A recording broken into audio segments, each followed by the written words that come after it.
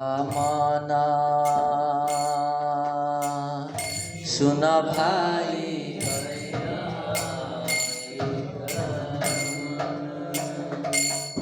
आश्रय लइया भजे तारे कृष्ण नाही त्याजे।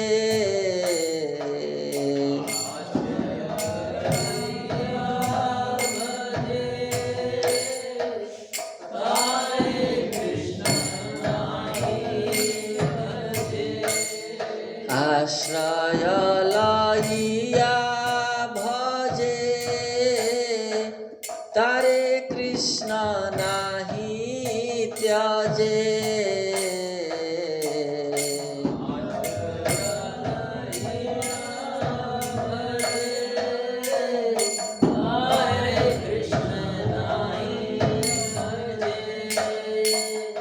आर सब मरे अकारण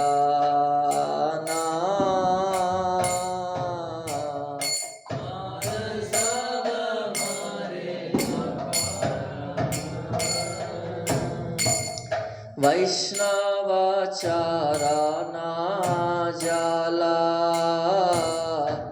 प्रेम भक्ति दीते बला।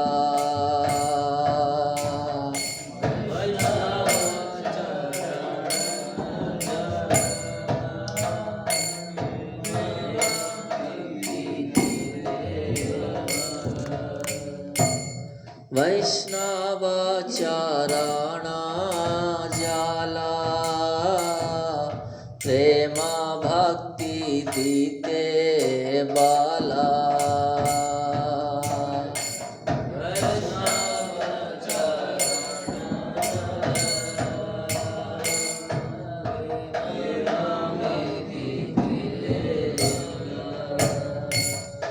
आर के नाहे बलवंत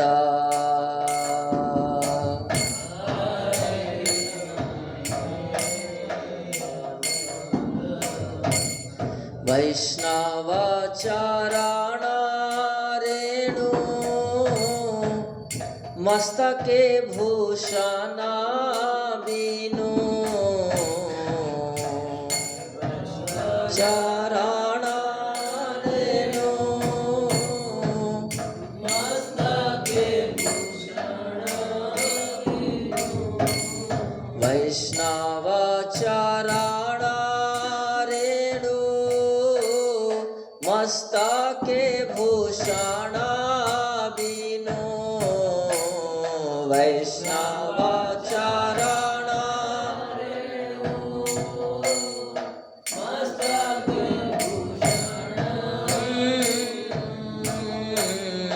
आर नाही भूषणेर अंत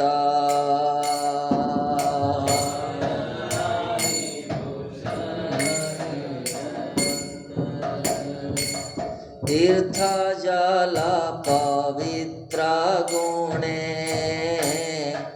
लिखिया छे पुराणे।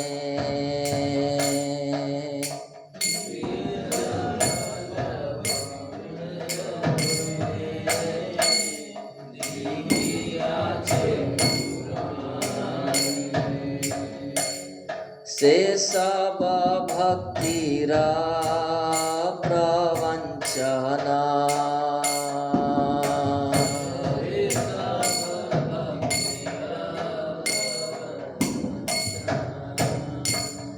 वैष्णवेर पादोदक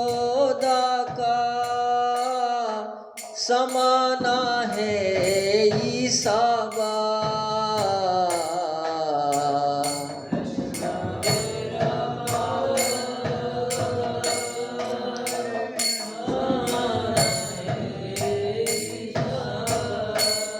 वैष्णवेर पादोदक समान है ई सब।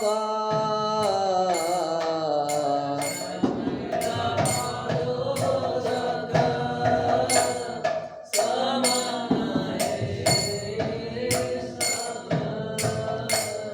जाते हय वाञ्छित पुराण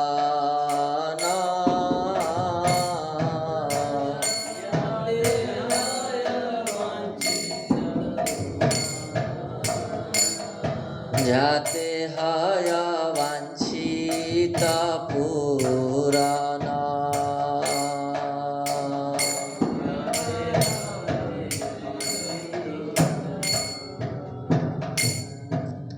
वैष्णव संगीते मन आनंदित अनुक्षण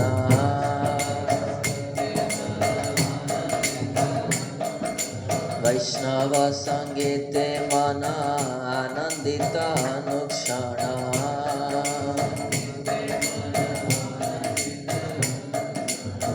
सदा हय कृष्ण पर संग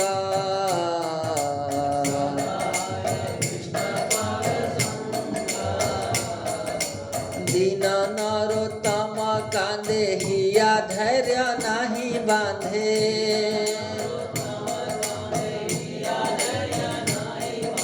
दीन नरोत्तम कांदे हिया धैर्य नहीं बांधे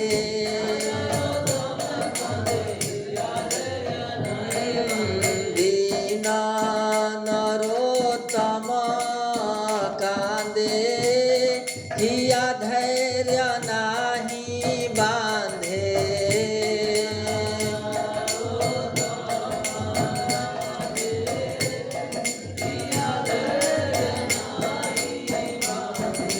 मोर दशा के न हैल भंग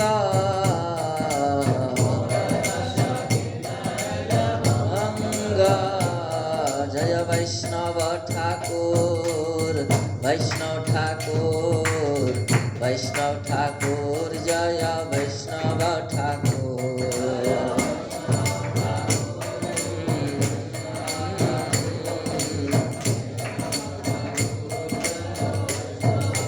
जय वैष्णव ठाकुर आमी तोमार कुकुर वैष्णव ठाकुर आमी तोमार कुकुर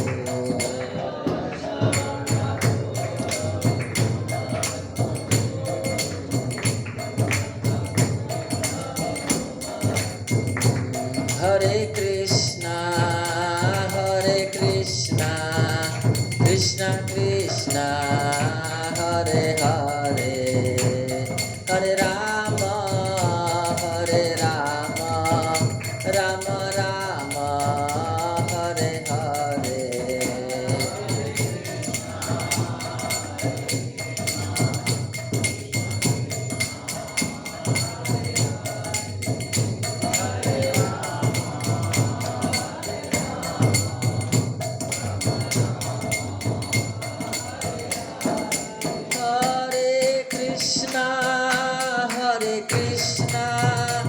कृष्णा कृष्णा हरे हरे हरे राम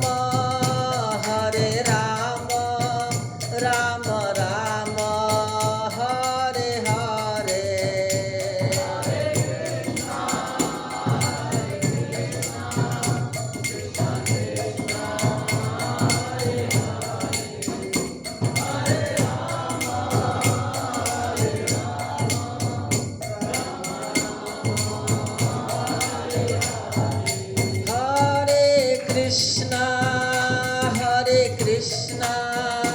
कृष्णा कृष्णा हरे हरे हरे राम राम राम हरे हरे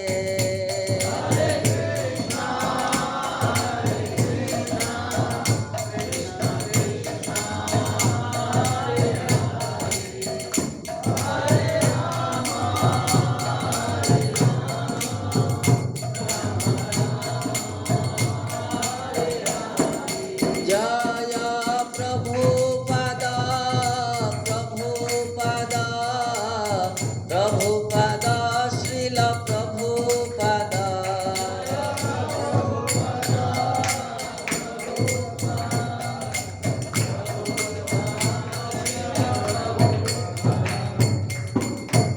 श्री राधा मदन गोपाल भगवान की जय, श्री श्री गौर निताय भगवान की जय, श्री जगन्नाथ दास बाबा जी महाराज तिरुभाव तिथि महोत्सव की जय, श्री राशिकानंद प्रभु तिरुभाव तिथि महोत्सव की जय, जगत गुरु शिल प्रभुपाद की जय, उपस्थित भक्त वृंद की जय, निताय गौर प्रेमानंदे। हरे कृष्णा। तो आज बहुत सुंदर उत्सव, दो उत्सव हैं। आज श्री राशिकानंद प्रभु जी का तिरुभाव दिवस है और श्री जगन्नाथ दास बाबा जी महाराज का तिरुभाव दिवस है। तो दोनों के ऊपर हम थोड़ी थोड़ी चर्चा करेंगे। मेरी ज़्यादा योग्यता नहीं है इतने महान आचार्यों के ऊपर बोलने की, लेकिन जितनी हमारी सामर्थ्य, थोड़ा थोड़ा जो सुना है इन आचार्यों के विषय में, तो इनकी हम थोड़ी चर्चा करेंगे। तो इस भजन का अर्थ एक बार पढ़िए आप लोग। पहला नंबर, एकाग्रचित्त होकर सुनो, वैष्णव के चरण कमल ही इस जगत की सुसंपदा है। यदि उनका आश्रय लेकर कोई कृष्ण भजन करता है तो कृष्ण उसका त्याग नहीं करते। उनके आश्रय के बिना यदि कोई भजन साधना करता है तो वह व्यर्थ ही मारा जाता है, उनका भजन साधन निष्फल हो जाता है। वैष्णव के चरण कमल प्रेमा भक्ति प्रदान करने में समर्थ है और कोई दूसरा उपाय शक्तिशाली नहीं है। वैष्णव के चरण रज ही मस्तक का भूषण है और सब अनंत भूषण व्यर्थ है। आप पढ़िए सचिन को। पुराणों में तीर्थों के जल को पवित्र बताया गया है, परंतु भक्ति के लिए यह सब प्रयोजन नाम मात्र है, क्योंकि वैष्णव के चरण जल से तीर्थ जल की कोई तुलना ही नहीं है। अतः इनका पान करने मात्र से सारे मनोभीष्टों की पूर्ति होती है। वैष्णव के संग में सदैव कृष्ण कथा की चर्चा होती है, जिससे मन सर्वदा आनंदित रहता है। श्री नरोत्तम दास ठाकुर रोते हुए कहते हैं ये स्थितियाँ क्या नहीं प्राप्त हुई, मेरे धैर्य की सीमा टूट रही है। तो देखिए वैष्णव की कितनी महिमा है। जो जितना भक्ति में गंभीर होगा और भक्ति की महिमा जानेगा, वो उतना भक्तों की भी महिमा जानेगा। तो वैष्णवों के चरण कमल के बारे में कह रहे हैं नरोत्तम दास ठाकुर जी कि अगर उनका आश्रय कोई लेके भजन करता है तो भगवान उसका त्याग नहीं करते हैं। भगवान उसको त्याग नहीं सकते। क्यों? क्योंकि भगवान किसी वैष्णव के आश्रय में रहे हुए भक्त के बारे में इंडिपेंडेंट डिसीजन नहीं ले सकते। जो डिसीजन लेंगे उसे गुरु से पूछ कर लेना पड़ेगा, है ना। उससे डायलॉग होने के बाद ही डिसीजन होगा, है ना। भगवान भी कभी अपने शुद्ध भक्तों की अवहेलना या अवज्ञा नहीं करते हैं कि चलो इसको कुछ भी कर दिया, नहीं। उसको पूछें। जैसे चैतन्य महाप्रभु थे ना, वो काला कृष्णदास का बाल पकड़ करके ले आए थे और नित्यानंद प्रभु के पास भेज दिए थे कि लो भाई तुम्हारा है, तुम संभालो, है ना। वो चाहते तो छोड़ के आ सकते थे चैतन्य महाप्रभु, लेकिन नहीं छोड़े। क्यों? क्योंकि नित्यानंद प्रभु पूछेंगे कि मैंने भेजा था तो आप क्यों छोड़ के आ गए। तो अगर कोई डायरेक्ट भगवान के पास जाएगा तो भगवान सोच विचार कर सकते हैं कि इस पर कितनी कृपा करनी है, नहीं करनी है, क्या करें नहीं करें, डांटे फटकारें भगा दें, इसकी क्या योग्यता है, ये सब विचार कर सकते हैं।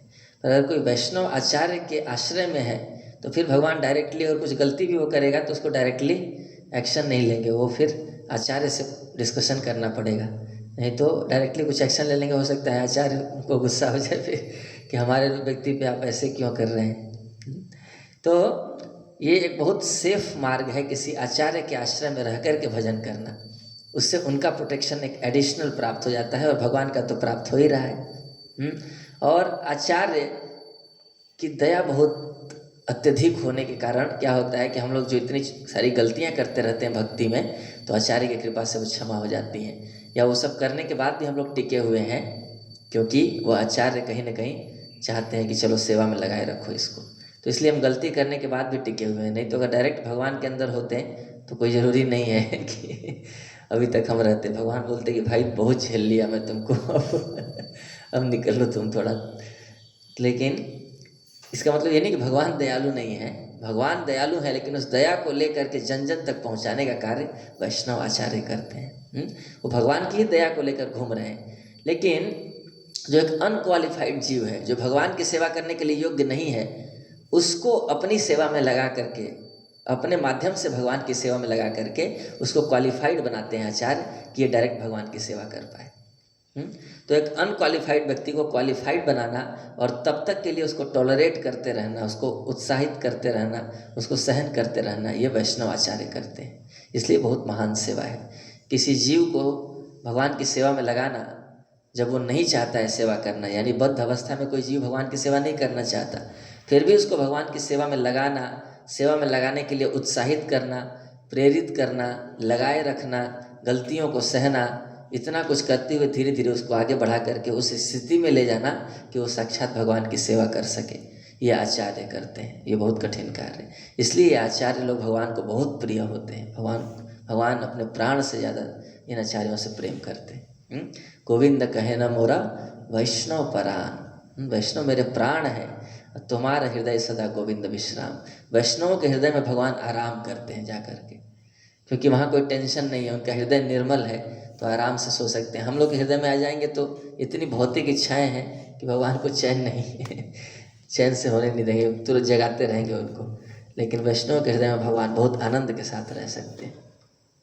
तो ये वैष्णव ठाकुर इतने महान आचार्य लोग जो होते हैं, इनके आश्रय में रहकर भजन करने से भगवान कभी त्यागते नहीं हैं और इनके चरण जल प्रेम भक्ति प्रदान करने में समर्थ हैं। इनका चरण रज मस्तक का भूषण होता है।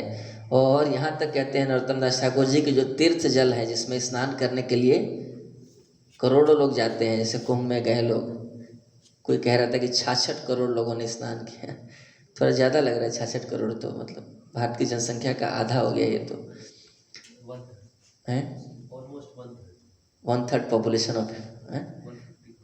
तो इतने करोड़ लोग जाकर के स्नान किए कुंभ में है। और नरोत्तम दास ठाकुर जी कह रहे हैं कि तीर्थ के जल में उतनी शक्ति नहीं है जितनी वैष्णव के चरण जल में शक्ति है। कह रहे हैं तुलना ही नहीं है, वैष्णव के चरण जल में जितनी शक्ति है उसके तो कोई तुलना ही नहीं है तीर्थ जल में। और वैष्णव चरण जल का पान करने से सारे मनोभिष्टों की पूर्ति होती है और उनके संग में कृष्ण कथा सुनते रहते हैं। तो ये महान आचार्यों की शरणागति का बहुत सारे इसके लाभ होते हैं। तो आज हम 2 महान आचार्यों के विषय में थोड़ा थोड़ा पढ़ेंगे। बहुत ज़्यादा इनके विषय में मुझे जानकारी नहीं थी, तो इसलिए मैंने बहुत कुछ प्रिपेयर नहीं किया है, परंतु जितना मुझे पता है थोड़ा सा चर्चा करेंगे। बाकी वरिष्ठ वैष्णव लोग बैठे हुए हैं तो कुछ और इसमें ऐड कर सकते हैं। तो हम रसिकानंद प्रभु और जगन्नाथ दास बाबा जी महाराज के विषय में चर्चा करेंगे। ओम अज्ञानतिमिरान्धस्य ज्ञानञ्जनशलाकया चक्षुरुन्मिलितं येन तस्मै श्रीगुरवे नमः। श्रीचैतन्यमनोभीष्टं स्थापितं येन भूतले स्वयं रूपः कदा मह्यं ददाति स्वपदान्तिकं। वन्देऽहं श्रीगुरो श्रीयुतपदकमलं श्रीगुरून् वैष्णवांश्च श्रीरूपं साग्रजातं सहगण रघुनाथान्वितं तं सजीवं साद्वैतं सावधूतं परिजनसहितं कृष्णचैतन्यदेवं श्रीराधा कृष्णपादान् सहगण ललिता श्रीवितांश्च। हे कृष्ण करुणा सिंधो दीनबंधो जगत्पते गोपेश गोपिका कांत राधा कांत नमस्तुते। तप्त कांचन गौरांगी राधे वृंदावनेश्वरी वृषभानुसुते देवी प्रणमामि हरिप्रिये। वाञ्छाकल्पतरुभ्यश्च कृपा सिन्धुभ्य एव च पतितानां पावनेभ्यो वैष्णवेभ्यो नमो नमः। जय श्री कृष्ण चैतन्य प्रभु नित्यानंद श्री अद्वैत गदाधर श्रीवासादि गौर भक्त वृंद। हरे कृष्णा कृष्णा कृष्णा हरे हरे, हरे राम राम राम हरे हरे। नमो विष्णुपादाय कृष्णप्रेष्ठाय भूतले श्रीमते भक्तिवेदांत स्वामिनिधि नामिने। नमस्ते सारस्वते देवे गौरवाणी प्रचारिणे निर्विशेष शून्यवादी पाश्चात्य देशतारिणे। हरे कृष्णा। सब भक्तों का हार्दिक स्वागत है। तो सबसे पहले श्री रासिकानंद प्रभु कौन है? तो चैतन्य महाप्रभु के एक पार्षद हैं श्री गौरीदास पंडित जी। श्री गौरीदास पंडित जी सुबल सखा थे, है ना प्रभु जी? सुबल सखा है कृष्ण लीला में। तो चैतन्य महाप्रभु के पार्षद गौरीदास पंडित जी, इनके एक विग्रह थे गौर निताई जी के। विग्रह की उपासना करते थे, बड़े से गौर निताई थे। ऐसा कहते हैं कि स्वयं चैतन्य महाप्रभु से ही लिया था उन्होंने। और ऐसा भी कहते हैं कि वो बोले थे कि आप रह जाइए और विग्रहों को जाने दीजिए, क्योंकि आप तो कहते हैं कि मेरे में और मेरे विग्रह में कोई अंतर नहीं है, तो आप गौर निताई मेरे साथ रहिए और जो विग्रह गौर निताई हैं इनको जाने दीजिए।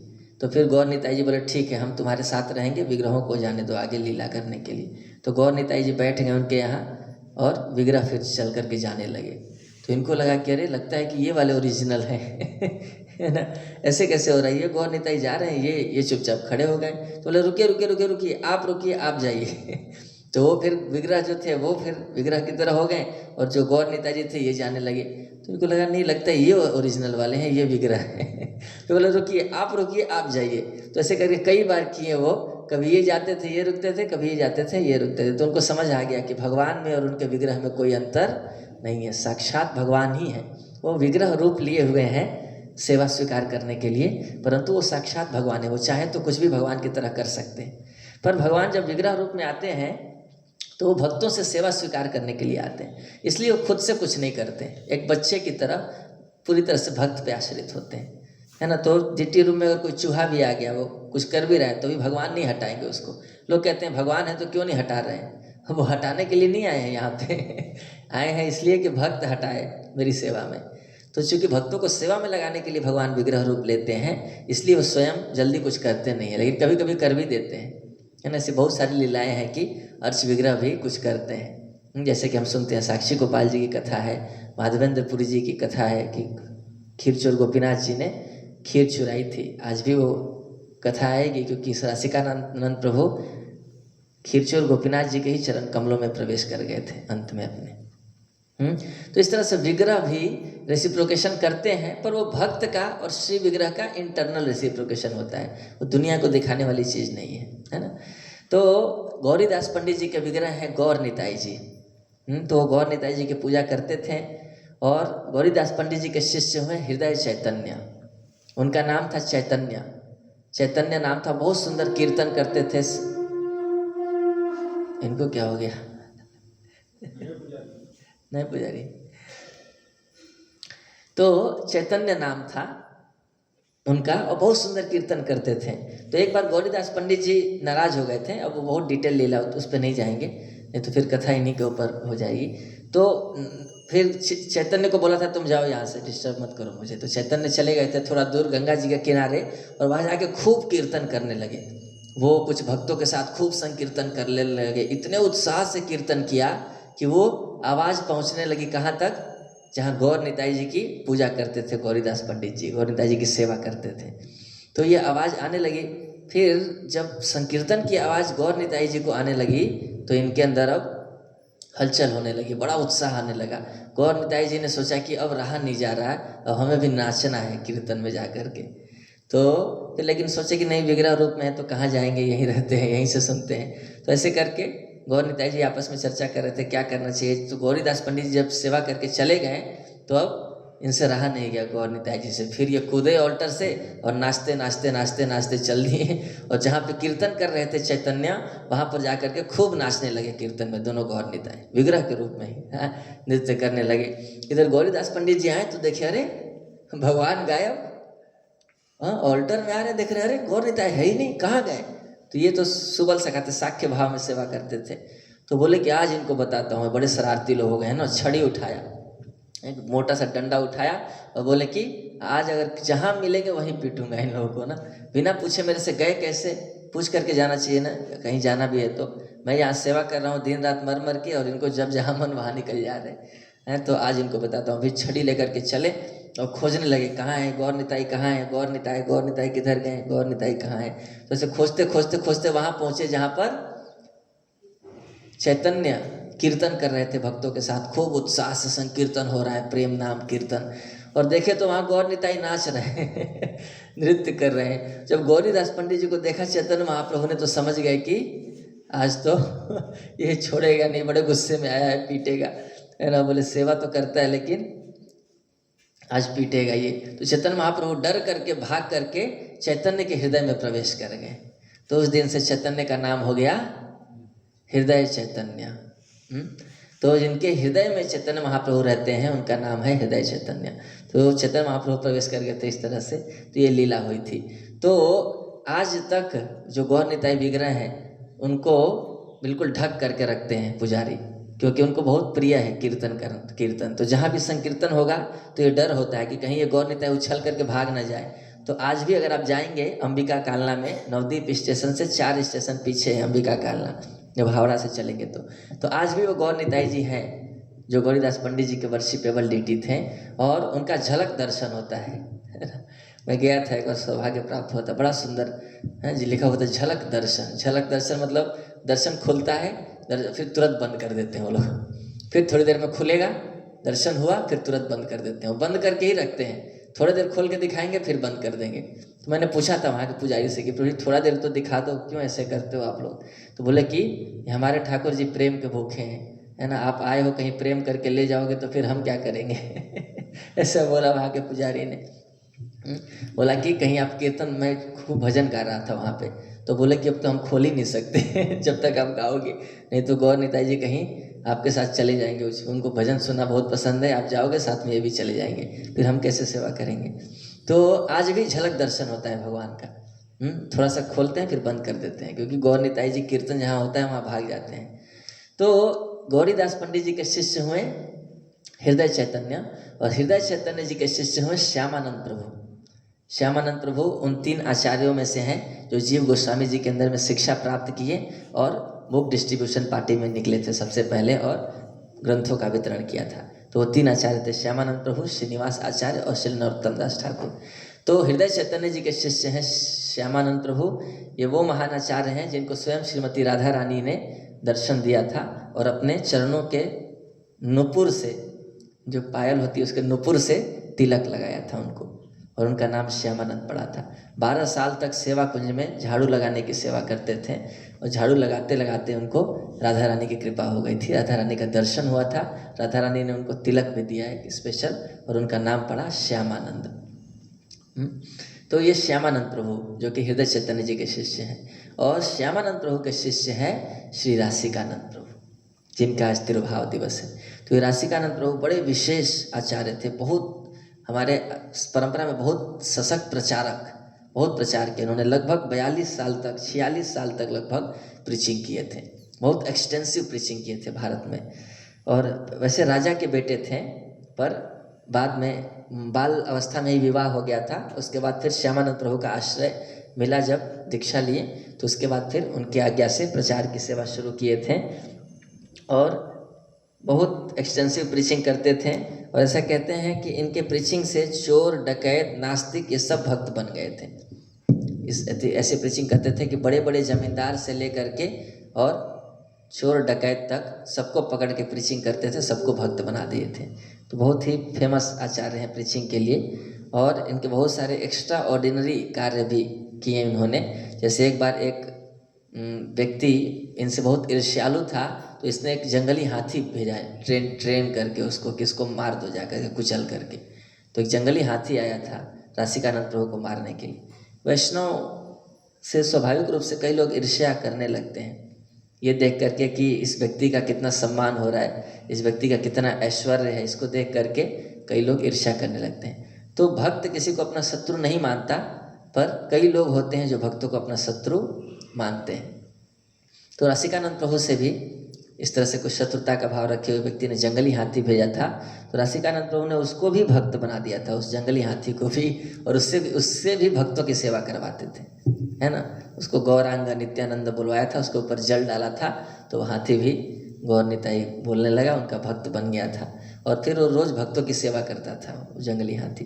और ऐसा भी कहते हैं एक बार 2 बाघ जंगल में थे, उनकी भी हिंसक प्रवृत्ति को छुड़ा दिया था राशिकानंद प्रभु ने। तो इतने शक्तिशाली आचार्य थे। और ये एक बार प्रचार कर रहे थे, तभी उनको अचानक से याद आया कि अरे ये तो जगन्नाथ जी की रथ यात्रा का टाइम चल रहा है, और मैं यहीं पे रह गया, प्रचार करने में भूल गए कि जगन्नाथ जी की रथ यात्रा का समय है। तो उनको अचानक से याद आया कि तो रथ यात्रा का समय है, अब तक तो रथ निकल गया होगा। तो भागना शुरू किया राशिकानंद प्रभु कि जगन्नाथ जी का दर्शन करना है, रथ यात्रा चल रही है। तो भागते भागते गए, तो इधर जगन्नाथ जी ने अपना रथ रोक लिया कि मेरा भक्त आ रहा है, इसको दर्शन देके फिर चलूँगा मैं। तो रथ रोक लिया था। राजा ने बड़े बड़े हाथी लगा करके रथ को खिंचवाया, लेकिन रथ टस से मस नहीं हुआ था, बिल्कुल हिला नहीं था। फिर राजा बहुत प्रयास किया, परेशान हो गया कि क्या करूं। तो जगन्नाथ जी स्वप्न में आकर के बताएं कि मेरा भक्त आ रहा है राशिकानंद, उसको मैं दर्शन दूंगा, उसके बाद फिर रथ चलेगा। फिर राशिकानंद प्रभु आए, भागे भागे बहुत सारा भगवान के लिए उपहार लेकर के आए, ऑफर किया। तो राजा समझ गए थे यही भक्त हैं जिनके लिए जगन्नाथ जी रुके हैं। फिर बहुत उनका सम्मान किया राजा ने। राशिकानंद प्रभु ने जगन्नाथ जी को बहुत सुंदर स्तुतियाँ की, ऑफरिंग दी। इसके बाद राजा ने कहा कि आप रथ खींचिए भगवान का। फिर जिन रथ को कई हाथी मिलकर नहीं खींच पाए थे, राशिकानंद प्रभु पकड़ करके जब खींचे तो जगन्नाथ जी चलना शुरू कर दिए थे। जगन्नाथ जी का रथ चलने लगा। तो भगवान और भक्त के बीच का ये प्रेम का संबंध होता है।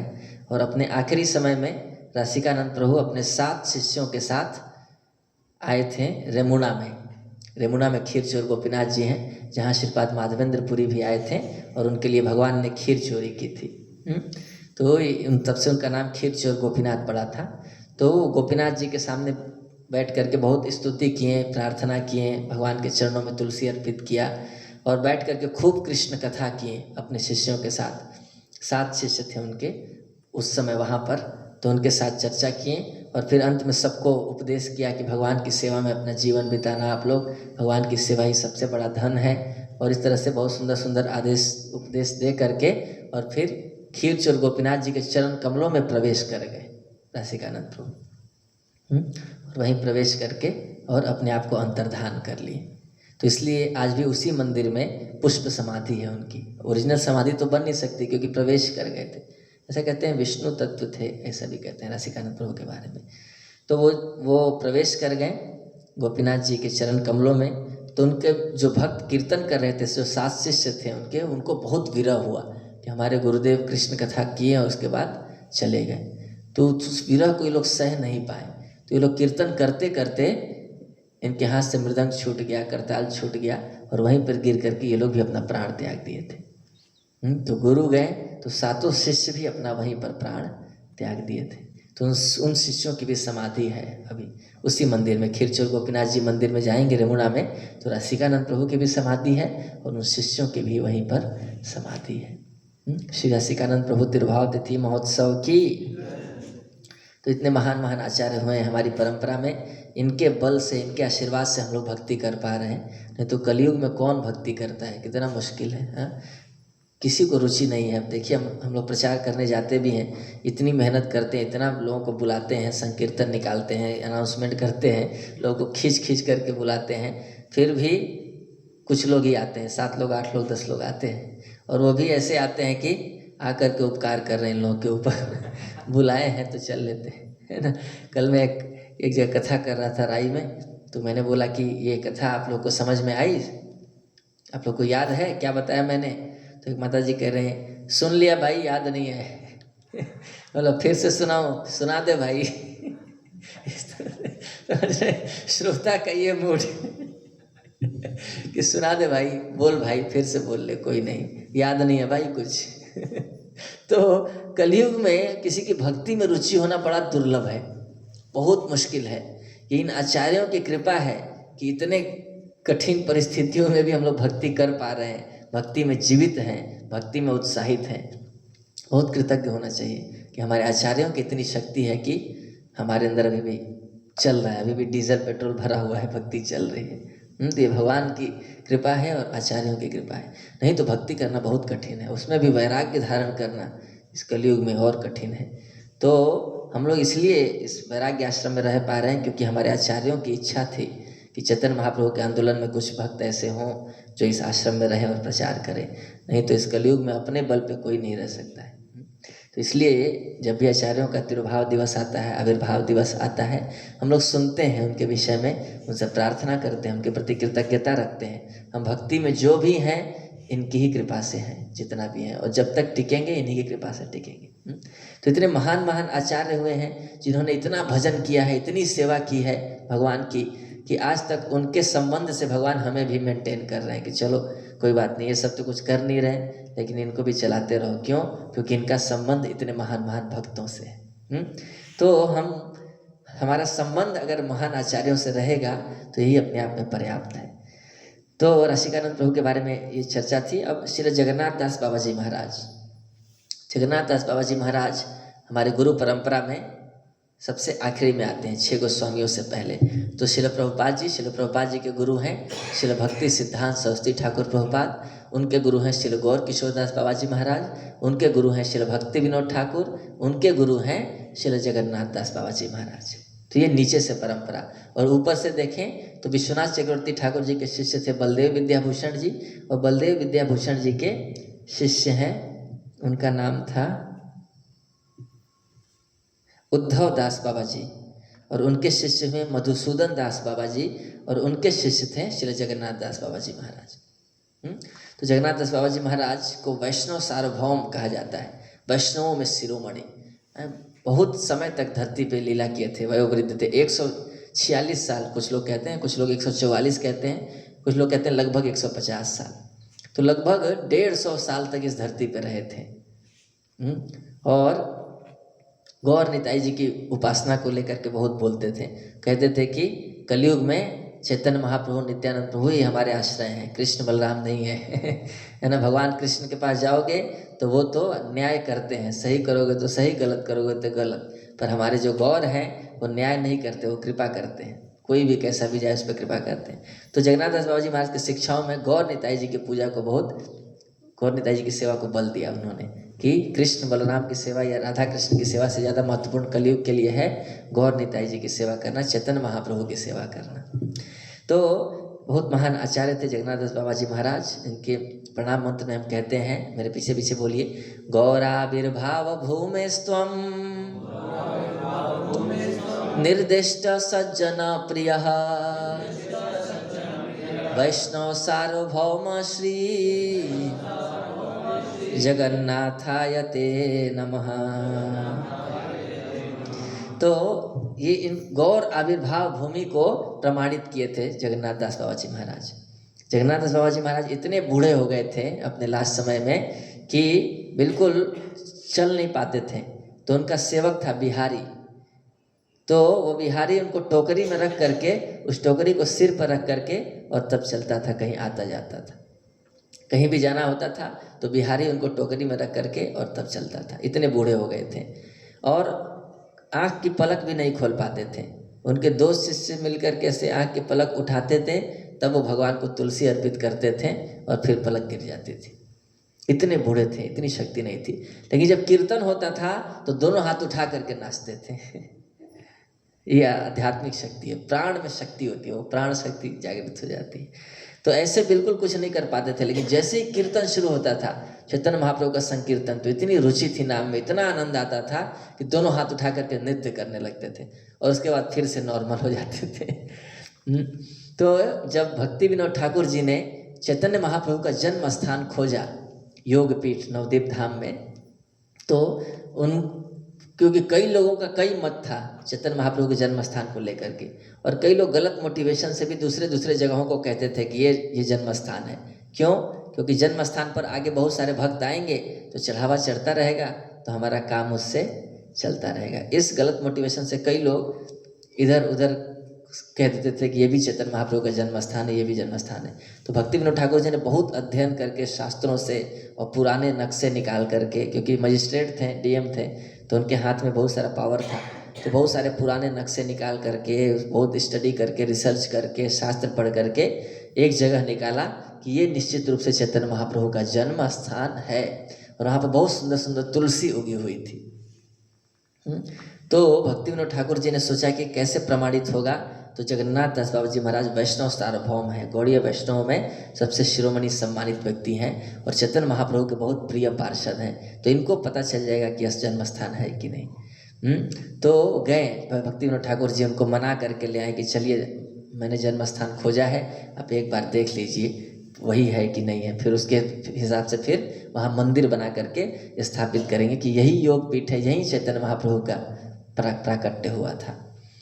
तो जब जगन्नाथ दास बाबा जी महाराज टोकरी में बैठ करके बिहारी ले गया उनको, तो जैसे वहाँ पहुँचे उनको अचानक से बहुत दिव्य अनुभूतियाँ हुई कि यही है जन्म स्थान, और उछल करके टोकरी से बाहर जमीन पे कूद गए और नृत्य करने लगे और बोलने लगे, एहो निमाई जन्म स्थान, एहो निमाई जन्म स्थान। ऐसे करके नृत्य करने लगे कि यही है निमाई का जन्म स्थान। और खूब वहाँ नृत्य किया उत्साह से। तो भक्ति विनोद ठाकुर जी कन्फर्म हो गए कि यही जो जन्म स्थान है, भगवान का प्राकट्य है। तो आज भी योग पीठ है वहाँ। भक्ति विनोद ठाकुर जी ने 1-1 रुपया इकट्ठा करते थे कि मंदिर बनाएंगे चैतन्य महाप्रभु का बहुत सुंदर, और ज़्यादा पैसा नहीं लेंगे, 1-1 रुपया ही सबसे लेंगे, ताकि सब लोग मिल करके भगवान की सेवा में लग करके यह मंदिर बनेगा, सबको क्रेडिट मिले। तो भक्ति विनोद ठाकुर जी डीएम होकर के 1-1 रुपये की भिक्षा मांगने घर घर जाते थे। और आज फिर बाद में भक्ति सरस्वती ठाकुर जी ने वहाँ बहुत सुंदर मंदिर बनाया है। तो आज भी वो योग पीठ है, हम लोग दर्शन कर सकते हैं। और जगन्नाथ दास बाबा जी महाराज की भी समाधि आज भी है नवदीप टाउन में। हम लोग जाते हैं जहाँ धामेश्वर महाप्रभु हैं, उनके पास में ही जगन्नाथ दास बाबा जी महाराज की समाधि है। वहाँ पर बैठ के वो दिन रात कीर्तन करते थे, संकीर्तन किया करते थे। वहीं गंगा जी बहती थी। अब तो गंगा जी ने अपनी दिशा बदल ली, पर अभी भी उनका एक अवशिष्ट है गंगा जी का तालाब जैसा वहाँ पे है। तो वहीं पर जगन्नाथ दास बाबा जी महाराज की समाधि भी है, वहीं भजन कुटीर भी था, संकीर्तन भी करते थे। तो वह स्थान आज भी है। तो जगन्नाथ दास बाबा जी महाराज ने ही विमला प्रसाद यानी भक्ति सरस्वती ठाकुर जी को आदेश दिया था कि तुम वैष्णव कैलेंडर बनाओ। तुम इतने विद्वान व्यक्ति हो तो एक प्रामाणिक वैष्णव कैलेंडर बनाओ कि किस आचार्य का कब आविर्भाव दिवस होता है, तिरुभाव दिवस होता है, क्या क्या तिथियां हैं, उनका सुंदर सा कैलेंडर बनाओ। तो इनकी कृपा से ही वैष्णव कैलेंडर अवेलेबल है हमें, भक्ति सरस्वती ठाकुर जी ने बनाया था। और इनके एक सेवक थे बिहारी, बड़े स्ट्रॉन्ग बॉडी बिल्डर थे, मतलब अच्छी बॉडी थी। तो यही उनको कैरी किया करते थे एक जगह से दूसरे जगह, और बास्केट में लेकर के चलते थे। तो एक बार क्या हुआ कि टोकरी में उठा करके ले जा रहे थे जगन्नाथ दास बाबा जी महाराज को, तो एक सेठ था, उसने एक सिक्का फेंक दिया कि ये दान में ले लीजिए, इसको भगवान की सेवा में लगा दीजिएगा। तो जगन्नाथ दास बाबा जी महाराज को गुस्सा है। उन्होंने बोला, तुम्हारे बाप का नौकर हूँ मैं कि तुम पाप की कमाई कमाते रहो और मैं सेवा में लगाता रहो भगवान के। लो अपना वापस दे दिया। लोग गाय की सेवा में लगा देना, गौशाला वगैरह में दे देना, है ना। तुम हमारे ऊपर कृपा कर रहे हो पैसा दे करके, तुम पाप से कमाते हो और उसको हम भगवान की सेवा में लगाते हैं। ये साधुओं की कृपा है कि उस सेवा में लगा रहे हैं, हमको तुम्हारा धन नहीं चाहिए, अपना वापस रखो। तो इस तरह से जगन्नाथ बाबा जी महाराज ने शिक्षा दिया कि भगवान के भक्तों को अगर दान देते हैं तो वो हमारे ऊपर उपकार कर रहे हैं, दान ले करके वो भगवान की सेवा में लगा रहे हैं। उनके ऊपर वो बर्डन है, वो धन उनको उनकी भक्ति से उनका ध्यान हटा रहा है, एक तरह से डाइवर्ट कर रहा है। अब उनको चिंता हो रही है कि धन आ गया, इसको कैसे सेवा में लगाएं भगवान की, कोई जीव का उद्धार हो। तो कोई भक्त दान ले रहा है तो ये हम उसको चिंता दे रहे हैं दान दे करके कि वो कैसे सेवा में लगाएगा, पर वो उनकी कृपा है कि उस चिंता को स्वीकार कर रहे हैं। तो इसलिए भगवान की सेवा में जब दान देते हैं तो इस गर्व से नहीं देना चाहिए कि मैं दे रहा हूँ, मैं इन लोगों का भरण पोषण कर रहा हूँ, है ना, मैं देने वाला हूँ। नहीं, वो कृपा कर रहे हैं हमसे दान लेकर के। वास्तव में ये मेंटालिटी होती है दान देने की भी और दान लेने की भी। तो जगन्नाथ दास बाबा जी महाराज ने उनका लौटा दिया था पैसा। और एक बार चूँकि लोग थोड़ा थोड़ा दान देते रहते थे, तो उन्होंने बिहारी से पूछा जगन्नाथ दास बाबा जी ने कि कितना पैसा है अभी तुम्हारे पास। तो बिहारी ने सोचा कि अब पूछ रहे हैं तो ये जरूर कुछ ना कुछ बोलेंगे कि जाओ सारा पैसा धामवासियों की सेवा में लगा दो, या जा करके भगवान की सेवा में खर्च कर दो। तो ऐसे करके भेज देंगे। और इनकी भी तो कुछ आवश्यकता होती है, बाबा जी महाराज की सेवा में भी तो कई चीज़ें चाहिए होती हैं, तो उसके लिए भी तो धन चाहिए। तो बिहारी ने क्या किया, 12 सिक्के निकाल के अलग रख लिए, और उसके बाद जो बचा वो बोल दिया कि इतना है हमारे पास। लगभग 150 रुपये, 150 थे वो, लगभग 200 रुपये थे, है ना। तो उस समय 200 रुपये बहुत होता था, तो थोड़ा थोड़ा दान देते रहते थे लोग, तो इकट्ठा हो गया था। तो बिहारी ने कहा कि इतने हैं। तो जगन्नाथ दास बाबा जी महाराज की पलक भी नहीं खुलती थी, इतने बूढ़े हो गए थे। फिर भी बोले, ये 12 सिक्के कहाँ छुपा रखे हो तुम निकालो उसको है ना। तो गुरु से कुछ छिपा नहीं सकते आप, उनको सब पता रहता है ना। परम पूज्य गोपाल कृष्ण गोस्वामी महाराज को एक बार एक भक्त प्रणाम करने आया। जैसे प्रणाम करके उठा, महाराज ने कहा, सुसाइड मत करना नहीं तो भूत बन जाओगे, है ना। और क्योंकि उसके मन में विचार चला था, बहुत दुखी हो गया था कुछ चीज़ों से, बोला था मन कर रहा है आत्महत्या कर लूँ मैं। तो महाराज को पता चल गया है ना। तो गुरु को शिष्य के बारे में सब कुछ पता चल जाता है। तो उन्होंने बोल दिया देखते ही कि आत्महत्या मत करना, तुम भूत बन जाओगे। एक बार महाराज ने कहा कि मैं इतना शार्प हूँ कि तुम्हारे मन में प्रवेश करके जान सकता हूँ तुम्हारे विषय में, तुम अपने बारे में उतना नहीं जानते हो जितना मैं तुम्हारे बारे में जानता हूँ। तो जगन्नाथ बाबा जी महाराज कुछ देख नहीं सकते थे, आंखें उनकी बंद रहती थी, फिर भी वो समझ गए कि पैसा छुपा रहा है। तो बोले 12 सिक्का तुम छुपा रखे उसको निकालो। तो बिहारी बोला कि हाँ बाबा जी महाराज आपकी सेवा के लिए रखा था। बोले नहीं नहीं सब निकालो और ये 200 रुपये ले जाओ, इसका रसगुल्ला खरीदो, बढ़िया मिठाई खरीदो और धाम में जो गायें हैं उन गायों को खिला दो ले जा करके, है ना। तो धाम वासियों के प्रति बहुत निष्ठा थी। जगन्नाथ बाबा जी महाराज ये सिखाते थे कि जो धाम में रहने वाले पशु पक्षी भी हैं ये बहुत पूजनीय है, क्योंकि भगवान के धाम में ये रह रहे हैं, भगवान ने आश्रय दे रखा है, ये सब भगवान के पार्षद हैं, हम नहीं देख पा रहे हैं इनको। ये सब भगवान के धाम जाएंगे। तो बहुत उनकी सेवा करते थे धाम वासियों के प्रति। तो 200 रुपये का रसगुल्ला खरीदवा करके गायों में बंटवा दिया था, है ना। और एक बार जब वो भोजन करते थे तो कुछ कुत्ते के पिल्ले थे, 5 पिल्ले आकर के और उसे प्लेट में खाने लगते थे जिसमें जगन्नाथ बाबा जी महाराज खा रहे थे। तो बिहारी बोला है हट हट, हटा रहा था उनको। तो जगन्नाथ बाबा जी महाराज बोला उनको हटा रहे हो तो मैं भी नहीं खाऊंगा, है ना। ये धामवासी कुत्ते हैं, भगवान के पार्षद हैं, इनको क्यों हटा रहे हो आप, ये खाएंगे तभी मैं खाऊंगा, साथ में खाएंगे हम लोग। एक ही प्लेट में वो भी खाते थे, जगन्नाथ बाबा जी महाराज भी खा रहे थे। इतना उनको धाम के प्रति इतनी मतलब इतना उनको नॉलेज था, ऐश्वर्य भाव, उनको पता था कि धाम और धामवासी की क्या महिमा है।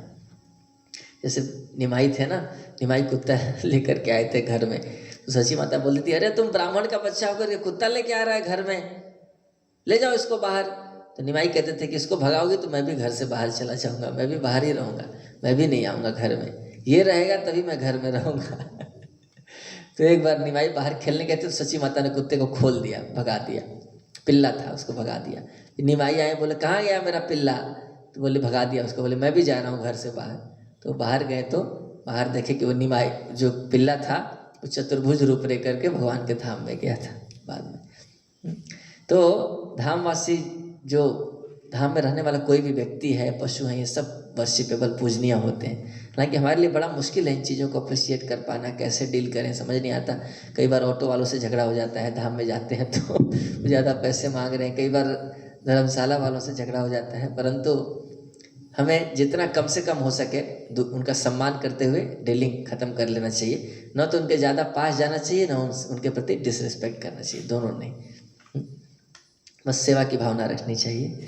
और जगन्नाथ बाबा जी महाराज जो प्रोफेशनल भागवत रिसाइटर्स थे उनकी बहुत भर्त्सना किया करते थे। कहते ये सब अपराधी हैं जो पैसे लेकर के भागवत कथा करते हैं, ये सब अपराध कर रहे हैं भगवान के नाम के प्रति, भगवान की कथा के प्रति, कि उस भावना से लोग कथा करते हैं उसके बदले में पैसा लेते हैं। तो इनसे नहीं सुनना चाहिए, जो सुन रहा है वो भी अपराध कर रहा है और जो बोल रहे हैं तो अपराधी हैं। तो ये सब वैष्णव अपराध कर रहे हैं। और एक बार मायापुर में भजन कर रहे थे जगन्नाथ बाबा जी महाराज, तो तब तक अचानक से छड़ी उठा के बोलने लगे हट हट हट। सुन मुझे क्या हो गया, कुछ हो तो नहीं रहा है, भजन कर रहे हैं यहाँ पर और कुछ तो है नहीं, हट हट क्यों कर रहे हैं। तो उन्होंने बताया कि राधा कुंड में, वृंदावन में राधा कुंड में एक तुलसी है, उस तुलसी को एक बकरी खा रही है, तो उसको भगा रहा था मैं, है ना। तो थे नवदीप धाम में मायापुर, और वहाँ से वृंदावन में राधा कुंड पे जो तुलसी थी उसको बकरी खा रही थी, उसको देख करके उसको डंडे से भगा दिया उन्होंने। तो बाद में फिर चिट्ठी भी आई थी वृंदावन से कि राधा कुंड पे एक तुलसी महारानी थी, उनको एक बकरी खा रही थी, वो तो भगा दिया गया तो बच गए। इस तरह से आया था। तो इतने बड़े सिद्ध महापुरुष थे। और एक बार ब्रज में जो झाड़ू लगाते हैं, जो गली में सफाई करते हैं, उसके घर जा कर के भिक्षा मांग करके जगन्नाथ बाबा जी महाराज खाए थे। तो सब लोग निंदा करने लगे कि इतने बड़े ब्राह्मण हैं, इतने बड़े वैष्णव हैं, और एक गली में झाड़ू लगाने वाले के घर जा कर के उसके यहाँ रोटी खा रहे हैं, है ना। तो सब लोग बड़ी निंदा करने लगे। तो कई लोग पूछने आए कि बाबा जी महाराज आपने ऐसा क्यों किया, हर जगह आपकी निंदा हो रही है, ऐसे ऐसे लोग कह रहे हैं। तो उन्होंने कहा कि इन लोगों को पता नहीं है, ब्रज रज की महिमा इनको नहीं पता है। ये जो झाड़ू लगाने वाला है ये दिन रात ब्रज के रज में रहता है, झाड़ू लगाता है गली में तो रज उड़ती रहती है, उसके शरीर पर पड़ती रहती है।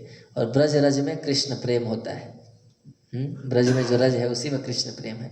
ऐसा कहते हैं कि जगन्नाथपुरी में प्रसाद में कृष्ण प्रेम है, और मायापुर में नवदीप धाम में कीर्तन में कृष्ण प्रेम है, और ब्रज में रज में कृष्ण प्रेम, वहाँ की धूली में कृष्ण प्रेम है। तो दिन रात ये ब्रज रज में रहता है, तो ये व्यक्ति उन लोगों से ज़्यादा एडवांस है जो लोग बैठे बैठे निंदा कर रहे हैं, है ना। तो इसलिए मैं इसके घर मांग के खाता हूँ। तो ब्रज के प्रति, धाम के प्रति, धाम वासियों के प्रति बहुत महिमा ज्ञान करते थे। तो जगन्नाथ बाबा जी महाराज से, श्री राशिकानंद प्रभु से प्रार्थना करते हैं हम लोग उनके चरणों में कि हमें भगवान की शुद्ध भक्ति प्रदान करें, अपनी इस महान परंपरा में श्रील प्रभुपाद जी के माध्यम से सेवा में लगा करके रखें, और हमसे जो भी गलतियां होती हैं, अपराध होते हैं, इनको क्षमा करते रहें, ताकि हम लोग को मौका मिले भक्ति में आगे बढ़ते रहने का। उनके चरणों में हम अपराध के प्रति क्षमा मांगते हैं, और इनसे प्रार्थना करते हैं कि कैसे न कैसे हम इनके किसी काम में आ जाएं, इनके किसी सेवा में नियुक्त हो जाएं। ऐसे महान आचार्यों की कृपा से ही भगवान प्राप्त होते हैं। हरे कृष्णा कृष्णा कृष्णा हरे हरे, हरे राम राम राम हरे हरे। श्री जगन्नाथ दास बाबा जी महाराज तिरुभाव तिथि महोत्सव की, श्री राशिकानंद प्रभु तिरुभाव तिथि महोत्सव की, जगत गुरु श्रील प्रभुपाद की, उपस्थित भक्त वृंद की, निताई गौर प्रेमानंदे। हरे कृष्णा। आप लोग का बहुत बहुत धन्यवाद।